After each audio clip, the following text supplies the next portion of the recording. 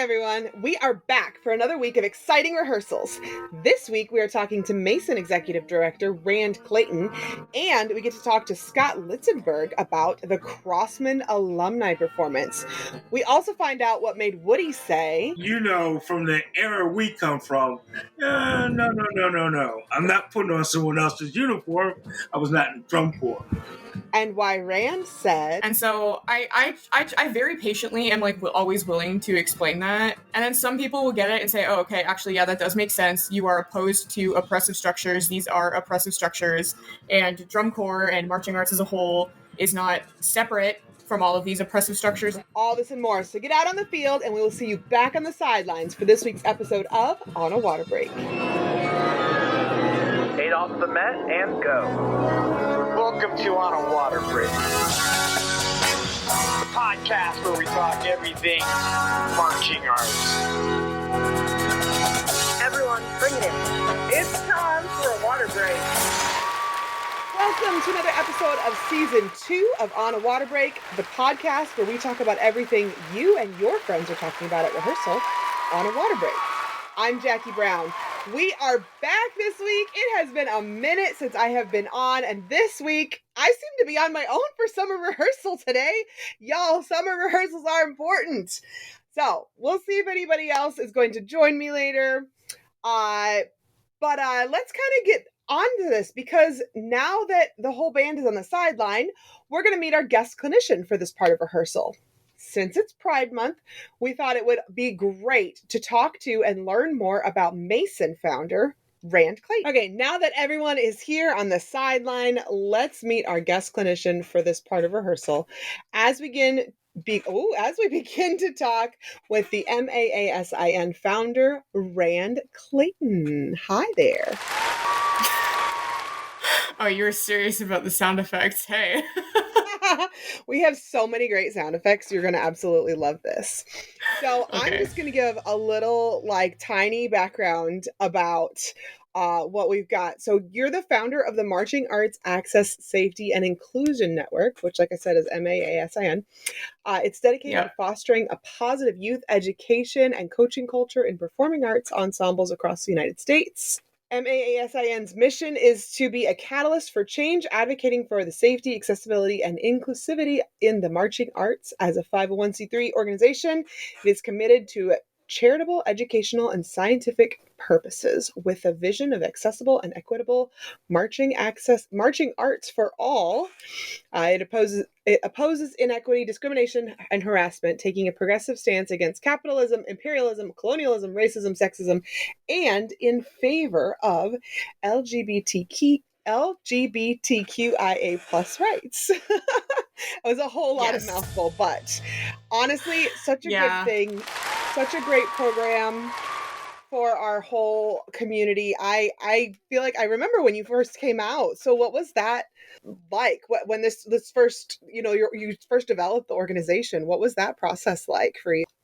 Okay, so that's all really amazing stuff, and I'm really excited to get into it. But let's start with your 32 count life story. So I'm going to give you 8 for free on the Met, and then you're just going to jump in and tell us everything that's ever happened to you from birth until today. Oh, fuck, okay. Okay, go for it. Okay, I was born in No, I wasn't born in Stouffville. I moved to Stouffville when I was 9, but I was born in Scarborough, Ontario. I am Canadian. That is a fun fact. So I don't know, I kind of just grew up in Canada doing Canadian stuff, been playing tuba since I was 11. When I was 18, I went to McMaster University for my undergrad degree, and that was where I became introduced to marching arts. So marching arts is not super big in Canada. Basically, there's nothing, but I happen to go to one of the 3 universities that has a marching band, and so I joined that, ended up taking it over in my 3rd year because it's student run, and then I ran that for 3 years, and then that's how I got involved in drum corps admin.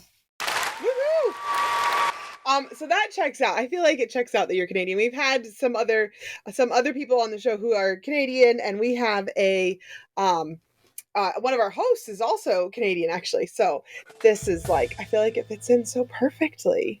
So tell us, what led you into all of this, into the creation of this organization? Because I remember what it was before, and And I really love what you've turned it into now. Like, this is honestly, what led you to all this? So, man, summer 2020 was just so bizarre, I guess, with the drum corps season canceled and then everybody just like sitting inside and kind of wondering what was going to go on or what people were doing. And then with that empty time in the summer, when for the first time everybody in the community wasn't just thinking about this season, I think a lot of people started to reflect on what the experience was actually like for them. And so, that was what led me to create MAASIN. At the time, I was finishing up my master's in social work degree, and I realized that maybe I had applicable skills that I could be using for real to better my community after several years of seeing some not cool things happen. I worked at the Oregon Crusaders in 2017 and 2018, and those were my first 2 years of drum corps staffing, so kind of thrown into the fire, if you will. Every year since then has been like fine. I haven't like witnessed any federal crimes, I don't think. But yeah. I love that for you. Thanks. I also love not witnessing federal crimes. Not to say that I directly witnessed any federal crimes at the Oregon Crusaders. They're probably happening though. Well, that's the thing. Any of our listeners who don't actually know what happened, Oregon Crusaders has since folded, right? Yeah, Oregon Crusaders 2018 season was the last season that they fielded. Yeah. They were attempting to come back for 2019, but most of the staff, including myself, had walked by then and said, we're not going to come back if you don't take children's safety seriously. We won't condone this. We're going to go work with other corps. And that's like been such a powerful statement in our whole activity. This, how many groups have folded simply over the fact of, not necessarily financial problems or some of the other, there's always hurdles to running a 501c3 competitive performing arts unit. Mm-hmm. But just having finally member safety be one of those hurdles that they absolutely have to overcome before they can really exist is so great. So what's the most challenging part of running MAASIN? Probably, there's kind of two main challenges, maybe three, I don't know. I mean, challenge number one is that I do wish that I could just do this as a full-time job, I guess. Right now I'm a full-time PhD student, which I love doing because I study queer culture in drum corps for my dissertation from like a social work perspective. Oh, that's cool. I do wish that we just had like the funding for me to dedicate my time to it fully, because I feel like an organization like this could easily be a full-time job. I could easily be running all this programming and doing all of these things for us, but that's just not something that's feasible right now. And also, because the economy is bad and everyone is struggling, our donation stream has definitely been impacted over the past 2 years, especially, which has been very rough. Yep. So, funding is another challenge because it's difficult for people to donate anyway. I feel like most people in the activity who are going to donate are probably going to donate to where they aged out at, which is fine. I'm not saying don't donate to your favorite corps or organizations that made a difference in your life, but I wish that people would think outside the scope of just donating to their favorite corps when they're thinking about how to help improve the activity for others. Although I will say that we do routinely get a lot of support for our March with Pride scholarship for LGBTQIA+ performers, which is very nice, and I do love how much the community has backed that.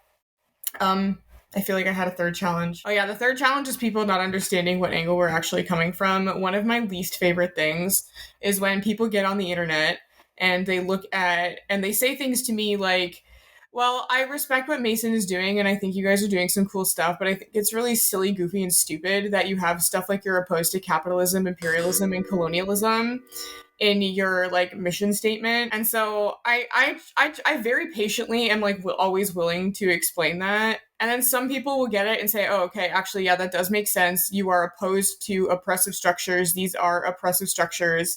And drum corps and marching arts as a whole is not separate from all of these oppressive structures in the world. So it makes sense that you would have thoughts and opinions on how to navigate those. And then other people no, I think you're stupid and you're not focusing on the real issues. Oh, and it's okay, thanks. You can go do that then. So that's one of those things you look at people and you're just like, okay, so clearly you only have this much of the perspective, this tiny little sliver, and you're looking at the whole, and these commenters are like, Well, They're yeah, like, because it's so goofy to not, because like, for example, I think the classism one really gets me, because I can kind of see how people would find it a bit of a stretch to care about like imperialism and colonialism, because I feel like those are two things that the average person just maybe hasn't thought about too much in the US.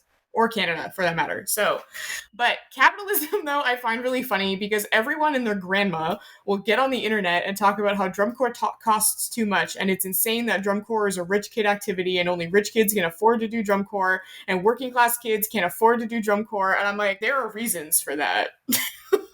If you're going to care about classism in the activity, you have to care about the system which creates classes. So that is the angle I'm coming at for that. But so what's been like the most fun thing about doing all this? What do you feel like, how has this like enriched your life and made it more fun to be able to like, exist basically? Honestly, some of my current best friends are just people who volunteered for Mason like years ago, which is kind of insane to think about. Like, when I started Mason in 2020, I didn't have anybody who really like co-started it with me right off the bat. I just posted on social media like, hey, I'm going to start this effort. I'd really love if other people wanted to get involved. If you're interested, just like shoot me a DM and I'll add you to the Slack that I made. Like, and then so a lot of people joined who I still talk to all the time now, even if they're not in Mason anymore, which is very funny because like there are people who joined and then were like, sorry, like grad school is too much or my life is too busy and I can't actually stick around for the organizing part. Things change. But I'm so glad that I've been able to make so many friends and meet so many people who really care about the same things that I do through Mason. That's been really nice. That is so great to hear, Rand. And I am so glad to have you today. I really hope you're going to stick around later for our What Are We Doing and Gush and Goes segment so we can get your input on those areas of our activity too. This week in the news, instead of doing our regular news rotational section, we have a very sad story. We lost one of the greats in our marching arts activity, Larry Rivolo. We interviewed him here on A Water Break. He has unfortunately lost his battle to cancer this week. If you do want to go back and listen to our episode about the World Association of Show Bands, it's from August of 2023. You can learn all about him and his illustrious career in detail and get to hear just how inspiring and wonderful he was to get to talk to. He was a board member of the Blue Coats Drum and Bugle Corps, and he has a lovely obituary up on their website. So if you have a moment that you want to go and read some more about his life too, he was a drum major of the Bayonne Bridgemen. He worked with the Calgary Stampede, which is one of the most famous organizations. He has also been a color guard judge. I know he got me started in my color guard instructing and judging career. He also taught so many guards. In fact, where I met him was at the Music for All Summer Symposium, and he was one of the instructors who really kind of looked at me as a performer turning into an instructor and gave me a lot of inspiration and advice and really helped me sort of make that bridge, that transition from being a performer into being an instructor. So, having this personal connection and this sort of, I understand how he inspires so many people in the community because he is just one of those kind of people. So I'd like to go ahead and simply take a moment of silence to remember this man who has been such a driving force in the marching arts for so many generations. Thank you so much to all of you, our listeners. Our thoughts are currently with his family, friends, all of the people who he has inspired. And I'm pretty sure I just saw Scott pull up with the rest of the Crossmen alumni performers. So let's grab another rep before we get to chatting with them.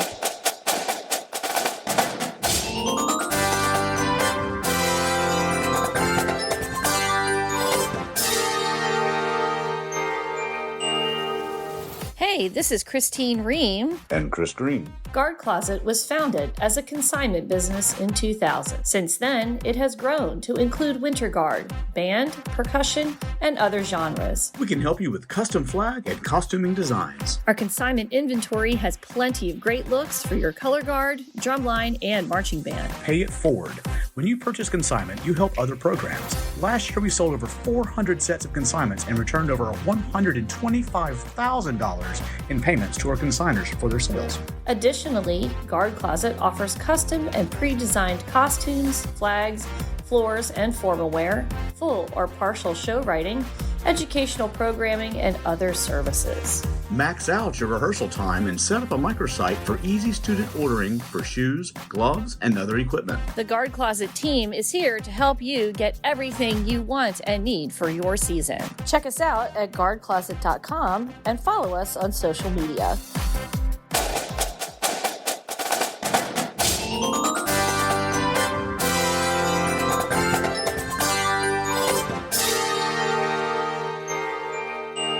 Okay, it is time to welcome some additional guest hosts to the sideline.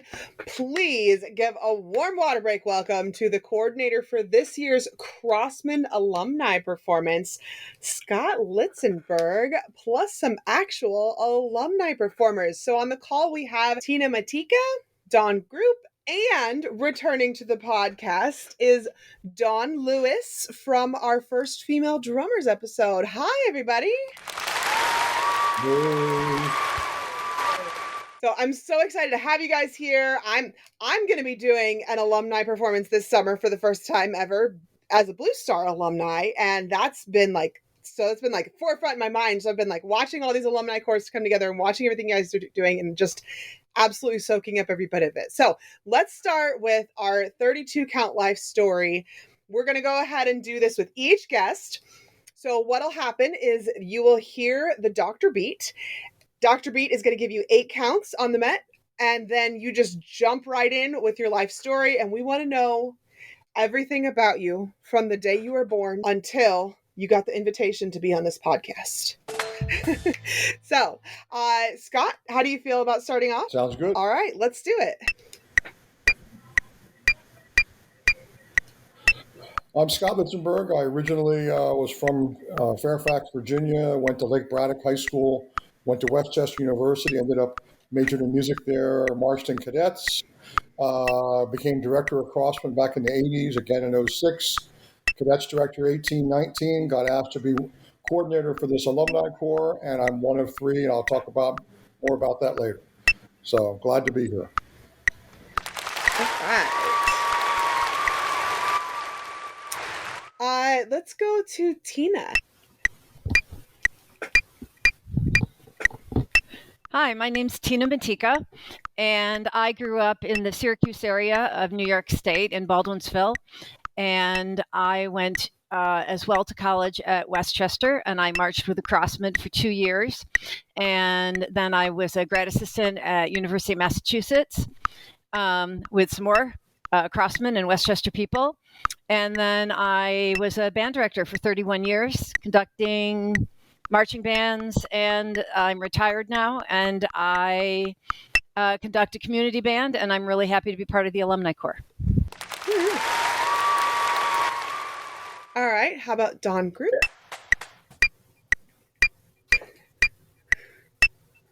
Hi, my name's Dawn Group. I am from Pittsburgh, Pennsylvania. Grew up in the suburbs outside of the city. Marched in Crossmen 1984, 1985, and 1987. Went to Point Park University here in the city of Pittsburgh. Taught various high schools around the area after I got out of marching. And I currently am a marketing director for a software company. And really looking forward to this summer. Nice. Okay, and Dawn, since you have already been on the show and done your 32 count life story before, we don't necessarily need a whole life story from you because people can go back, like I said, back to that first female drummers episode that we did. That was an amazing episode. Still ranks literally one of my favorite episodes we've ever done. And can you just give our audience who maybe hasn't listened to that episode a little bit of a introduction as to who you are and what you do? I started playing snare drum when I was about to enter high school, and I started doing that because I just thought it was very, very cool. My brother was a snare drummer at the time, and he was my first teacher. And his first instructor took us to our first drum corps rehearsal, the Skyliners, which is a senior corps from New York. Yeah. And because of that connection that I had, I just fell in love with it right away. So I tried out for the Skyliners after feverishly trying to learn how to play snare drum for a year or two. And then I ended up marching in the Skyliners in 1991 when I was 16 years old. And I was the first snare drummer female ever in the Skyliners. And I was just a baby. And I had no idea the people... Thank you very much. I had no idea the amazing people I was surrounded by at the time. But I've had literally the best influences a girl could hope for. So it really helped a lot. And that's about it for that. And then you could go back and hear more detail if you like. All right, that's awesome. Like I said, go back and listen to that first Female Drummers episode. It is so good. Oh my gosh, look who just pulled up. I really hope you brought me some Starbucks, sir. It is Woody. Hey. Hello, ladies and gentlemen. Not Starbucks, but close enough. Well, we know stuff happens, but you are here, and I'm so glad that we've got you because we're about to talk about the Crossmen Alumni performance. This is like... seriously, so exciting that you guys are getting to do this year. So, Woody, what is your connection here with Scott and all of our other guest performers who are here with us today? Well, with the Crossmen thing, it's all about the Philadelphia connection.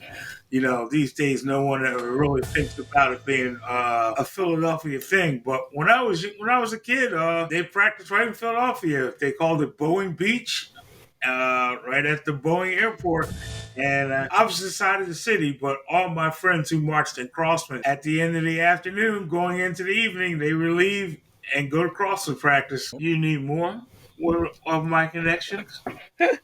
Well, let's talk about this alumni performance. So how have you guys been jumping into rehearsals lately already? Is there like virtual stuff going on? Do you have people locally? So kind of tell us how this sort of came about and what are sort of the basis that's going on right now. Yeah, I'll go back to the beginning when we started this. It was literally almost 3 years ago, a little over 3 years ago, we started this process.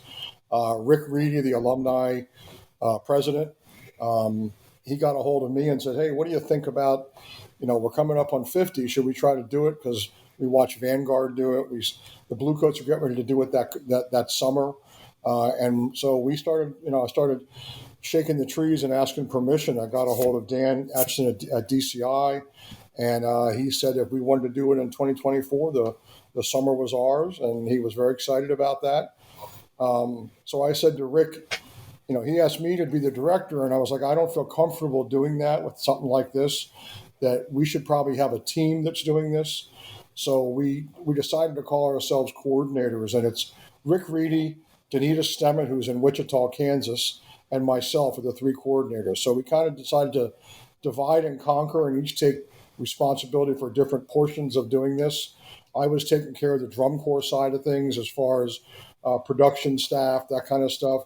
Danita's doing a lot of the administrative areas, and Rick was doing a lot of the databasing and the stuff on the alumni website. And actually, Don is more than just a member that's marching. We got him involved on the marketing part of it and social media stuff, and he's been a part of our admin team from the beginning of this thing as well. So we're just using whatever talents we have out there to try to pull off this $500,000 one performance drum corps that is kind of an insane thing to even think about putting together, but it's working. I have a lot of alumni that have been getting together in groups in parks and different places. Dawn's been a part of that with a bunch of drummers a few times.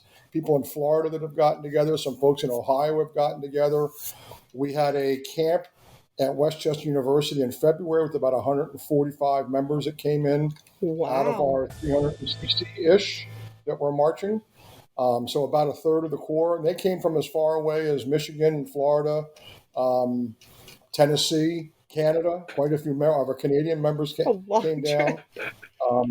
And then a few weeks ago, we had a rehearsal at Upper Darby High School for 2 days. We did a Saturday and a Sunday with about 150 members there. We're having two big camps that a member is required to be at one or the other. And one of them is in San Antonio in a few weeks. Same weekend as the regional. We're doing a Friday, Saturday, Sunday. And then we're doing one the weekend of Allentown, Friday, Saturday, Sunday for 3 days. we'll be rehearsing at North Penn High School where the actual junior corps is staying. And then we head out. Everybody has to check in Monday night in Indy. We're rehearsing Tuesday, Wednesday, Thursday, Friday in Indy and performing Friday night at the end of semifinals. So it's a very aggressive production schedule. Nice. Yep. It's a lot. At Upper Darby, we put on, Tina, what was that, 12 drill sets we got on the whole, all of part one, we did all that drill, right? So we got all of part one on the field with the 150 people that were there. Part two was ready to go, and then we made, based on how our rehearsals went at Upper Darby, we made a executive decision to change how we're doing part two and some of the remaining part of the show, just to make sure we can get it all done. We are very, we have, I think the number of hours left of rehearsal is about 40, which sounds like a lot, but it's not. That's usually 3 days of rehearsal for a junior corps, and we're looking at having to do that. So, Tina, you were and Dawn, you were both at Upper Darby. What did you guys think of that rehearsal? Well, it was something to behold. I will say this. I've been at and will be at every camp, and I've been at every snare rehearsal that's happened in the Northeast. I actually started to get people together because I figured the sooner we start, the better. Over a year ago, it was April, I believe, we all got together, and we've been doing it once a month with anyone who can come, second Sunday of every month. And so it's interesting because it's a different combination of human beings at every camp. So we're literally finding out who we're even going to be like standing next to. And at the next camp, I'm sure I'm going to meet all the people who are in Texas and that whole zone, because I'm going to go to San Antonio as well, even though I'm out here. So I'll be at both. And I'm just fascinated with, just seeing the faces every single time, because it's always new people. So it's like a reunion every time. And I've just been loving every minute of it. It's been amazing. I can't tell you how much, last summer I helped out with the Trooper Legacy Corps thing that did the same DCI performance.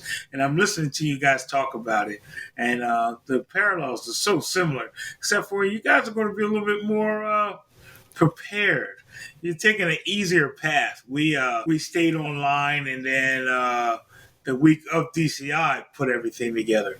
So I guess it won't be as bad on you as it was on us. Woo! Let's hope. Yeah, I'm amazed to hear about the drill for sure. Let us all hope, Woody. Tina, what about you from Upper Darby?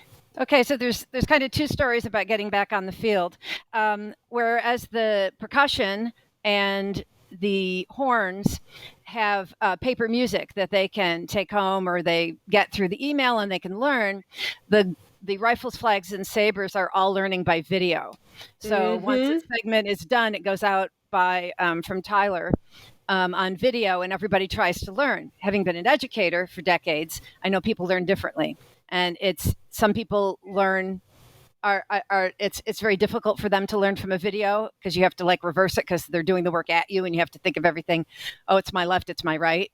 And the other part is that I think there's a learning curve, and I know for myself, who've taught guards and designed and conceptualized ever since I marched in 79 and 81, that it got easier. And so now, you get to segment 2 and you're like, yeah, I got this. I can watch counts and counts and counts and internalize it. And then I can go out and do it. The other unique thing, which I think is the story that you probably want also from marching at Upper Darby, is that we were, we're moving, and there's a gawk, and they're counting us off, and the guard little by little is picking up their equipment once we know where our sets are, and we're spinning. And then they brought out the drum line, and the drum line was learning their part, and we all stood there, and someone in the guard actually turned and she said, "Tears, I'm going to cry." And the rest of us are looking around like, what are you talking about? They're going to count us off and we're going to spin. What's the big deal? And man, I'm getting chills just thinking about it. When that drum line played and we spun to live music on the field for the first time, there wasn't a dry eye in the guard. That's We had chills going up on our arms and up our spine, and there were tears in all of our eyes, and it was, I'll never forget it. There's been very few experiences like that in my life that I never saw coming, and I don't think I'll ever outlive it. So it's great. Oh, that makes me so excited to hear. I was at Westchester when we played ensemble on the second day. Tina, you guys were all there. I'm trying to talk to the corps to do a wrap up, and I couldn't. Yeah.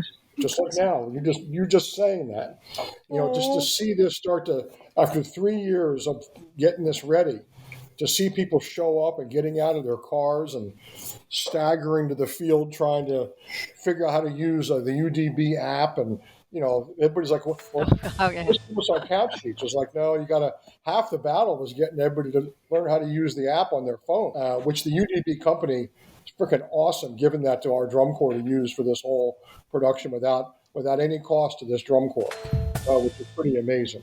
But they're also alumni of doing this, so they get what this is, But it was very emotional watching that, and then having the horn line and drum line arc up on Sunday with the color guard in the back doing the guard work with the stuff that we had put together already. It was pretty cool. Dawn, have you been in a full rehearsal yet? I know you've been working on the marketing side of things.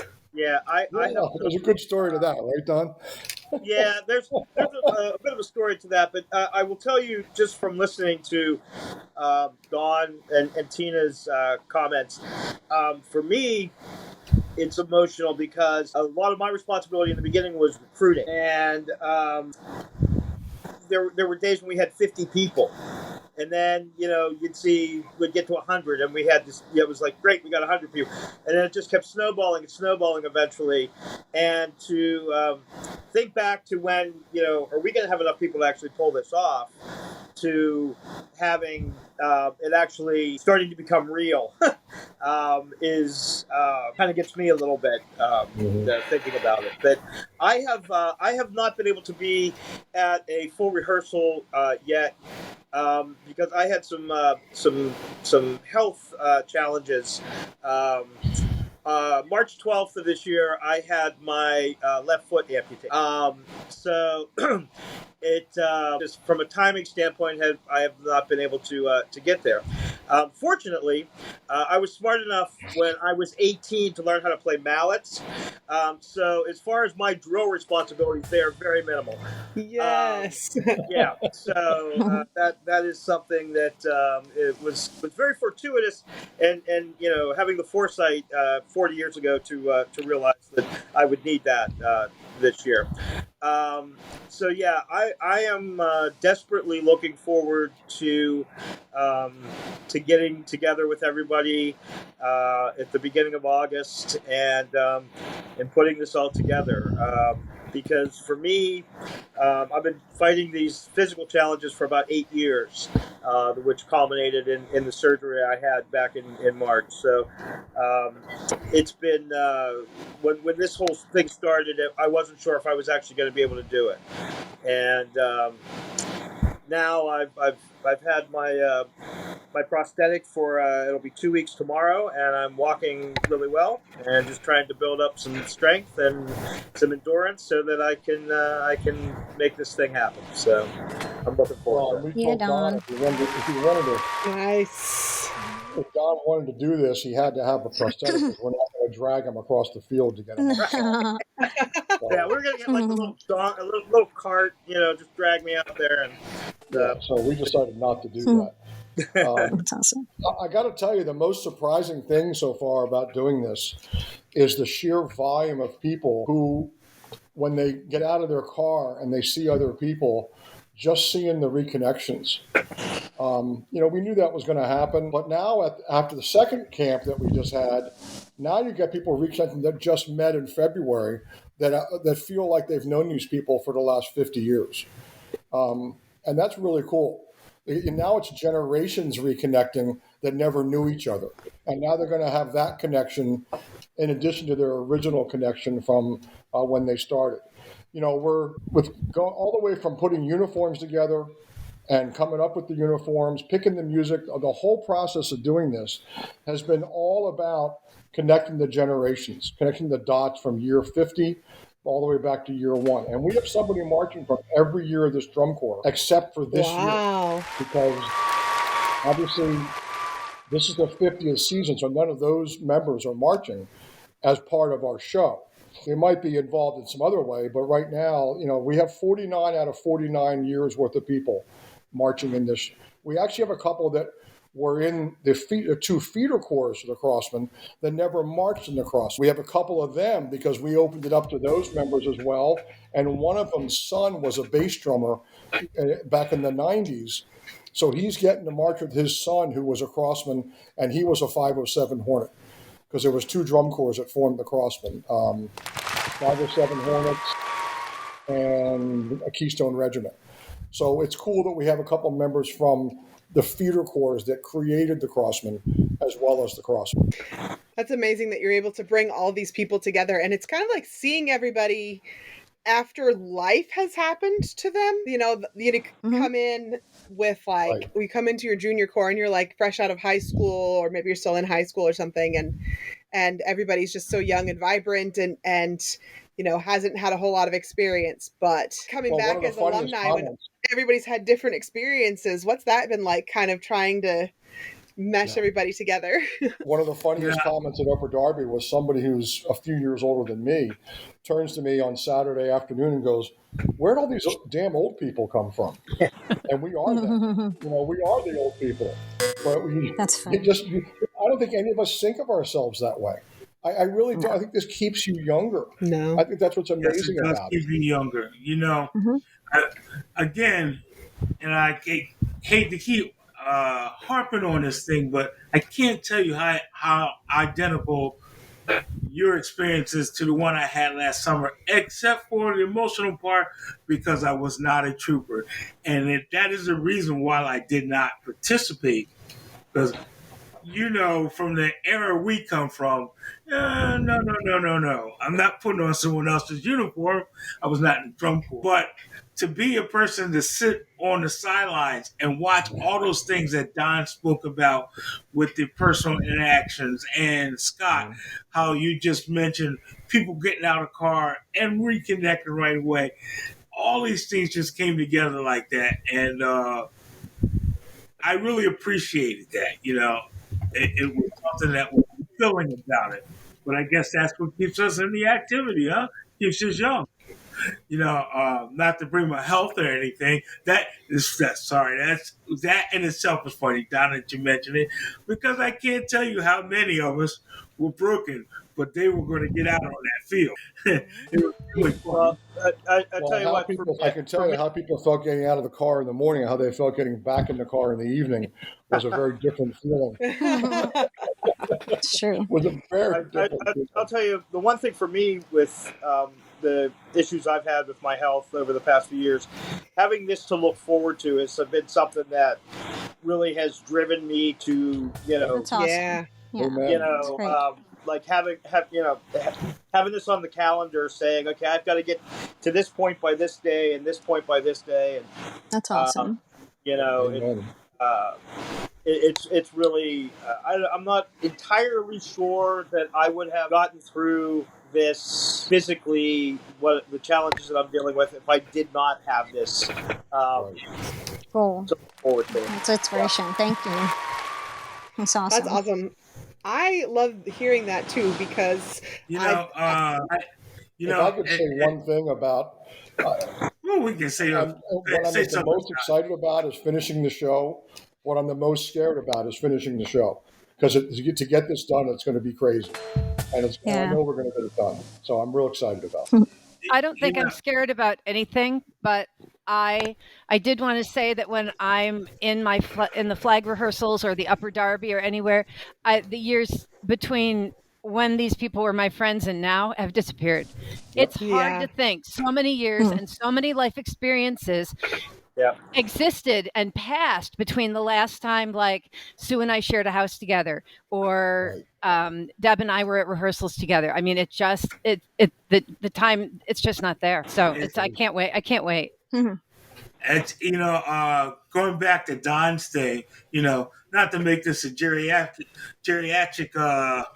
episode, But I had to tell you, man, I really believe that this sport keeps us young. I have some physical I have some physical things going on. I'm without a kidney, and when I walk into the place to see the doctors or whatever, they are always so amazed because I'm so upbeat and so chipper and so happy, and they're like, how do you do it? And I'm working and I was teaching, and they're like, how are you doing this? I have to believe that this activity has a healing power, definitely at that level, that makes us, we have something to live for. When most people do not. We're very lucky. Yep. Very fortunate. Very fortunate. Dawn, what about you? What are you most excited for and most worried about? Honestly, I've been thinking about something since everybody else spoke, and Tina mentioned something about how the color guard has to learn a different way, and all of the years that Scott mentioned that are represented. And I think, and it's funny, it could be overlooked, that you have to remember that 50 years ago, a lot of these drummers did not read music. And they are revisiting something that they haven't done in years. So the efforts that are actually really being put in to make sure everybody gets to participate is well beyond what you can imagine.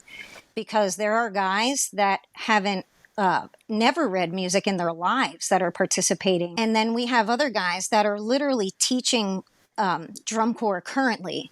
So the amount of time and energy that each individual is putting in because of the diverse levels of even education they were offered at the time, it has been absolutely amazing and an honor to be a part of that process. And I am to no end dedicated to every single one participating that night, no matter what. So all I've been doing and my buddies have been doing is actually making videos. We make videos of every section at slower tempos, at different angles.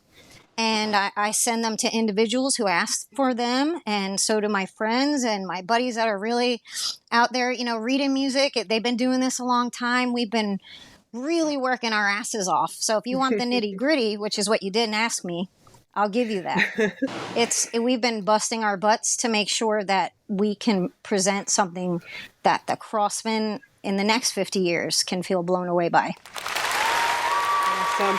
So if our followers, if our listeners want to follow you guys and see the Crossmen alumni come together on social media, how should they go about finding that? Are you guys posting on the Crossmen Instagram page, or do you have your own separate one, or is it on YouTube? Where can we find sort of stuff? Right now, the Crossmen are ramping up to being on the road and doing what they're doing. Their social media team wants to add some of what we're doing in with theirs.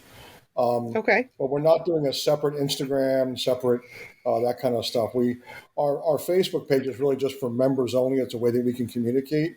But if they follow the regular Crossmen social media stuff, you're going to start to see some stuff popping up on that. We haven't had much to be able to do because we haven't had many rehearsals and stuff, So now we have some more to do with that. Got some good footage from Upper Darby, and they're working on some segments for us to do for that. Plus, there was the clandestine aspect of it too, where we tried to keep as much of it to ourselves prior to the performance as possible. So.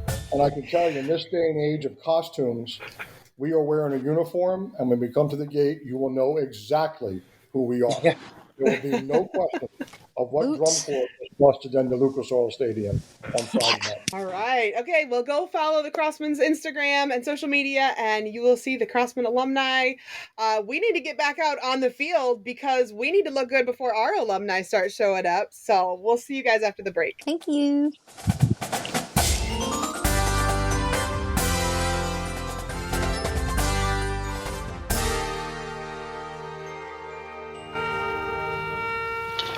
Hey everyone, it's Jeremy, and here are your announcements coming from the box.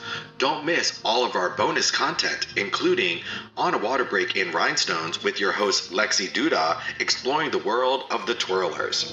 Don't miss Parades and Drum Majors at Step Off with your host Jack Goudreau, and get lost in translation with your host Cynthia Bernard, exploring all the words that confuse all of us in the marching arts all across the world. And go Behind the Lens with marching arts photographers all across the country with your host, Chris Marr. Plenty more bonus content from On a Water Break, so listen anywhere you get your podcasts. If you want to be on a Water Break as a guest, or you know somebody that would make a great guest for On a Water Break, email us at onawaterbreakpodcast@gmail.com.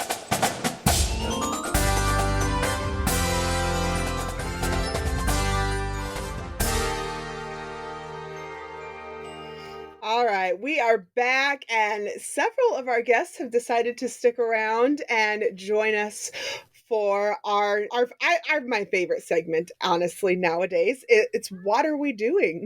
Your favorite section?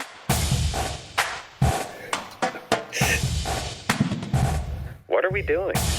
It's just one of my favorite things. Like, you get to air your grievances. Maybe somebody one day will hear it and make some changes. You never know. Woody, do you want to start off? Oh, you always give me this way, Jackie, don't you? Grievances, no, I'm a pretty happy guy. I'm pretty excited that the season's about to start. Everything's falling in line for me for the summer. I'm very excited. I don't have any grievances, actually. I'm sorry, Jackie. You don't have any. There's no grievances with the start of DCI coming up. No. I tell you why.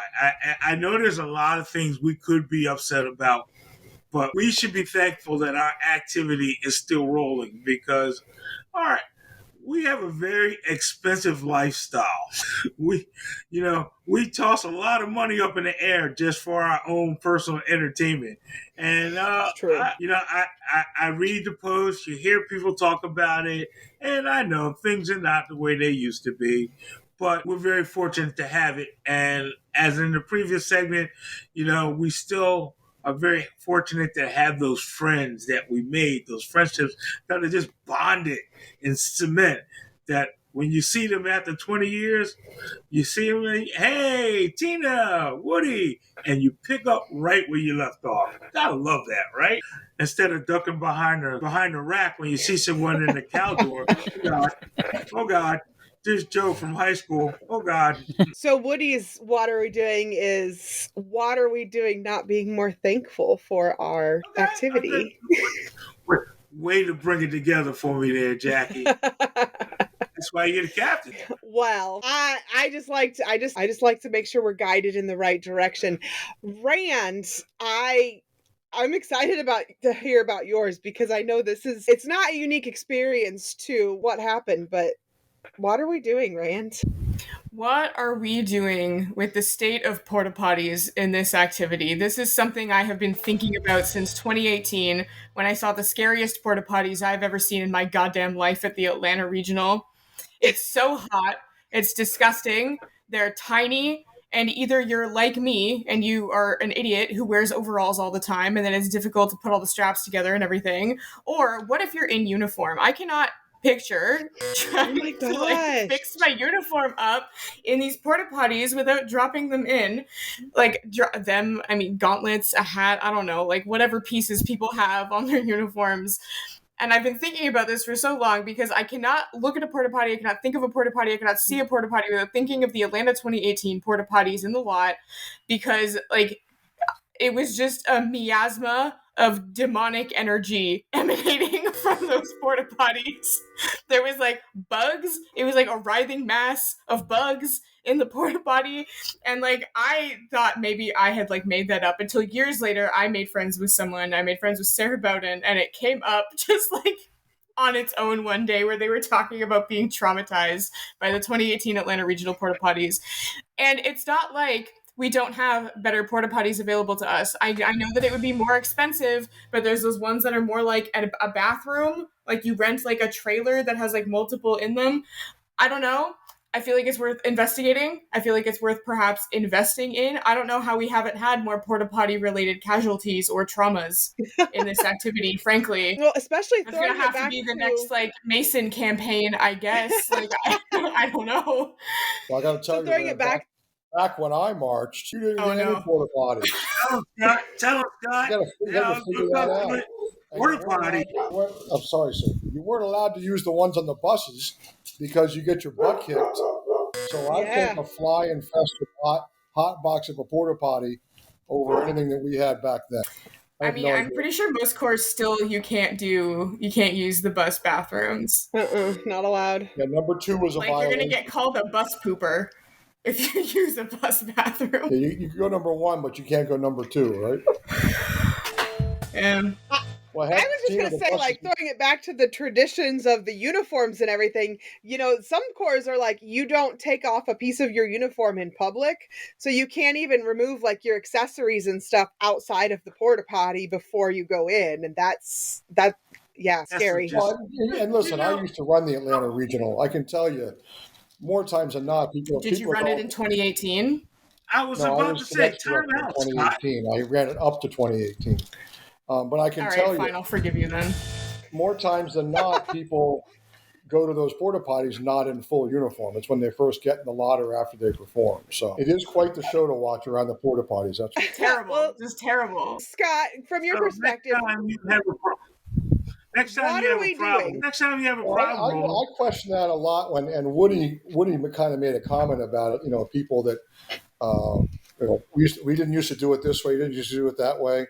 I wish people would just enjoy what this activity is for what it is and not try to make it something that it was 40, 50, 70 years ago. I mean, if we did that with cars, we still would have a button on the floor for hygiene, for God's sakes.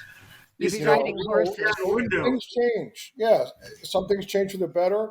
Once in a while, you end up having an Aries K car, and once in a while, you have something better, you know. And the market certainly drives that. And I wish sometimes the armchair drum majors and the armchair show designers would just take a breath before they want to rip apart what kids are doing, working just as, I can tell you, the drum corps nowadays work harder than when I marched. Not even close as far as how hard the hours they put on the field and what they have to do from a physical standpoint. I don't know if I could have ever done that. So I just wish people would just back off a little bit and not be so vengeful. Well, there's a conversation within itself. That's another show, Scott. I was going to say, that's a whole episode. I feel like we could really get into that. It's more like a whole nother season. Tina, what are we doing? I'll half answer your question that was kind of inspired by everyone else. And it's a little bit back to like the Crossmen and the whole alumni years through it, is that when the Crossmen and like most drum corps started, they were only pulling in people from certain, areas, wherever they were from, like the Philadelphia area for the Crossmen. And I marched in 79 and 81, and there was a huge difference between 79 and the local people who came from the Hornets and the Bracken Cavaliers and all of those that connected. And there were a few band kids like myself who really liked marching band and wanted to do more of it and wanted to do it in the summer and wanted to be really good at something. And then in 81, it was, by the time I came back another year later, there were a whole more band and college musicians and such. And then throughout all of these years, most of the drum corps have become, there's a move-in date, and we had a move-in date, but like I just found another apartment in town, or people lived in a house with 20 other people. 20 other people. Yeah, and now you go to any drum corps and you poll like where are you from or where do you live or where do you go to college, and it's all over the country. So the unique experience with doing the Upper Darby camp and the Westchester camp in February and all of these guard rehearsals that we've been having like every other week, it seems, down in that area, is that those people that I marched with all lived there. So I know them. And I'm doing the San Antonio camp, and that'll be exciting. But that's, I don't want to say hired guns, but those are like people who pay thousands of dollars every year, and they move in and like, I want to be a Crossman, or I want to be a Blue Devil, or I want to be a Phantom Regiment, and they work it into their summer. They've earned money and they move in, but they're not necessarily from there. There's an identity, that core that they're drawn to. So I feel really fortunate to have been part of the Corps when it was a little bit more of a local community. It was the college areas of New Jersey and Pennsylvania and a little bit of New York, and I think it's a little bit different now. Right. So I'm not saying it's good or it's bad, but right. I'm sorry. Go ahead, Scott. We rehearsed Friday nights at the elementary school down there in Media, and I marched in cadets in '82. 83, we had every Sunday from 12 to 5, we had rehearsal in Garfield. That's what we did. We didn't have a camp until March. We just rehearsed every Sunday because most of the Corps showed up on Sunday. Every Sunday. We never had a winter camp. You come back after the last show just before September. You come back in October, and every Sunday until it got warm outside again. It was like a YMCA club thing. I do remember those days, Scott. Right. We drum on the cafeteria table. Wasn't it like Green Lane Elementary School or something like that in Rose Tree Media? I think something like that. I'm sorry. Was that Scott? Oh well, we lost it. We lost the moment, Jack. I feel like I kind of marched on the cusp of what you're talking about, Tina, with people coming in. I went to the Blue Stars, and I was very much an out-of-stater, and so many of the members were still local, and there was just a few of us who had come from other states, and it was just neat. It was just a really neat experience to kind of be a part of that sort of changeover, because it really was different. And I know that there was a lot of different connections that were formed prior to the Corps, prior to the Corps having rehearsals and stuff, because a lot of these kids went to school together, or they went to rival schools or something in the area, and they all knew each other. But okay, that's enough complaining for now. It's time to do our Gush and Goes. Great job, everyone. Set your equipment down. Gush and Go. All right, so this is the segment where we gush and go on about anything related to the marching arts. And Woody, do you want to start us off? This is the other favorite segment of mine. This is like the opposite of what are we doing? It's what you love. The entire show should be your favorite, Jack. Honestly, I have a hard time picking. I'm really looking forward to the fall. As you know, I've been doing a lot of judging, and I'm actually getting my first airplane judging show this year. I'm going down to Louisiana, and I can't tell you how super psyched I am, because I've been looking at expanding my world that way, and I'm looking forward to that. So I can't wait for drum corps to be over, because marching band to be there, and I've been honing my skills, and I'm ready to go. Rand, what do you want to gush and go on about? I'd like to gush about Sound Sport, actually. So, I guess people know that this year with the Blue Coats, I'm actually the operations manager at Rhythm and Blue, which has been fun to switch it up and go back to Sound Sport, because that is the category that I competed in when I competed, because I'm Canadian, and so we're kind of nerfed in the drum corps department, especially if you're poor and can't afford to go to the US to march like I couldn't. So I think it's really interesting how there's lots of groups that are kind of doing their own thing, and how it provides a lot of freedom for how you want to run your group, whether you'd like to try to go to a different category like open or world class in the future, or all age, or whether you'd like to kind of just keep it in Sound Sport to keep doing crazy and wacky things with like a bunch of saxophones or whatever you want to be doing. I think it's providing a lot of opportunities, which I think is fun to see, and I'm having a fun time being back in it, and also connecting with other people who are trying to make cool things happen in the category. I think it was the porta potty. That's what I think. You're not doing it because of the porta potty. I'm doing it because, I get to be in like the convention center or whatever instead of the porta potty situation. Yep, you got me. One of the scholarship winners at Spintronics this year is a Sound Sport member, and this is the first time I think that we're sponsoring somebody who is doing Sound Sport. They're marching with the Memphis Blues, so it's cool to see Sound Sport, doing the thing that it was designed to do, and like creating these opportunities for different types of groups and smaller groups.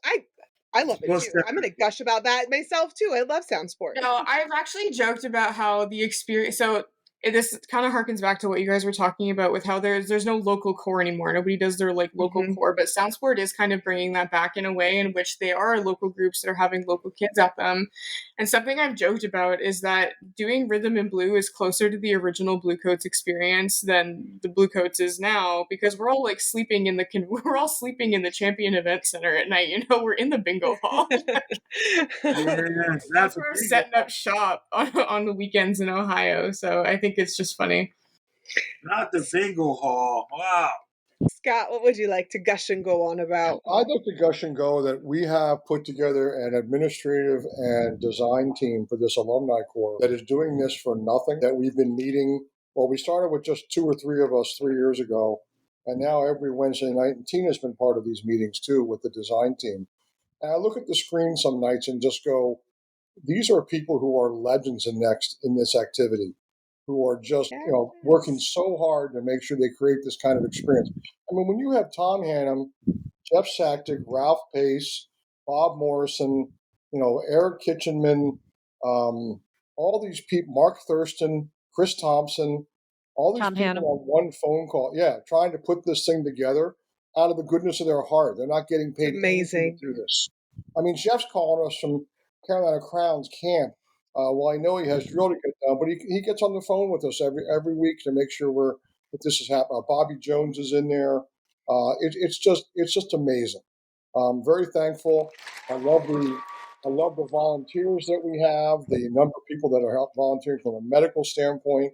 I mean, all the areas we have to cover, and most of all, Danita Stemmet and Rick Reed.